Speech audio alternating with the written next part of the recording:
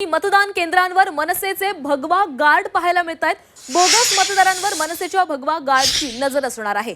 भगवा गार्डकडून बोगस मतदाराला चोप मिळणार आहे।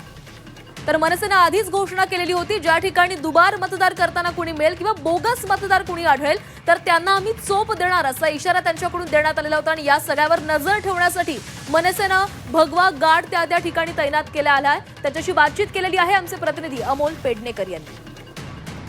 मुंबई महानगरपालिकेच्या निवडणुकांच्या पार्श्वभूमीवर राज ठाकरे यांनी एक आदेश दिलेला होता की दुबार मतदार ज्या ठिकाणी असतील त्यांना ठोकून काढा आणि भगवा गार्ड प्रत्येक मतदान केंद्राच्या बाहेर उभा करा असा आदेश आहे राज ठाकरेंनी दिला होता। आणि त्याच पार्श्वभूमीवर आपण पाहतोय मनसेचे हे सर्व कार्यकर्ते आहेत आणि या ठिकाणी ज्या ठिकाणी मतदान केंद्र आहेत त्या ठिकाणी भगवा गार्ड हे उभे करणार आहेत आणि त्यासाठीची स्ट्रॅटेजी आहे ती या मनसेच्या कार्यकर्त्यांकडून करण्यात आलेली आहे। आपल्यासोबत काही मनसैनिक आहेत, त्यांच्याकडनं जाणून घेऊया कशा पद्धतीची रणनीती असणार आहे। भगवा गार्ड प्रत्येक मतदान केंद्राच्या बाहेर उभं करायला सांगितलं होतं राज ठाकरेंनी, कसं पुढे नियोजन असणार आहे?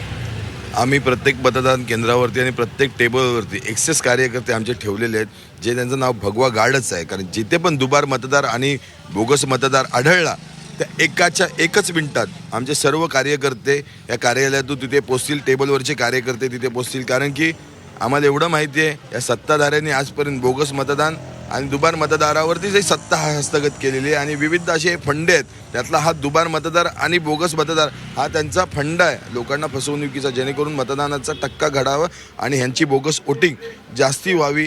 कारण लाईन वाढते, या लाईनीच्या गर्दीतच हे बोगस मतदार घुसतात, दुबार मतदार घुसतात, पण त्यांना जागेवरतीच ठेचण्याची रणनीती ही महाराष्ट्र नवनिर्माण सेना आणि शिवसेना युतीची आहे। एक शिवसैनिक म्हणून मी ते आव्हान देतो की असं कुठलंही कृत्य या वार्डात आढळलं तर आम्ही त्याला आमच्या शिवसेना स्टाईलनेच त्यांना काय तर अद्दल घडवायची ती नक्कीच घडवू। आणि अर्थातच बोगस मतदान नाही झालं तर जो खरा उमेदवार आहे, जो लोकांच्या पसंतीचा आहे, जो जनमत आहे ते त्याला मिळेल आणि त्याला योग्य तो न्याय मिळेल। व्हिडिओ जर्नलिस्ट प्रकाश चव्हाणसह अमोल पेडणेकर, झी मीडिया, मुंबई।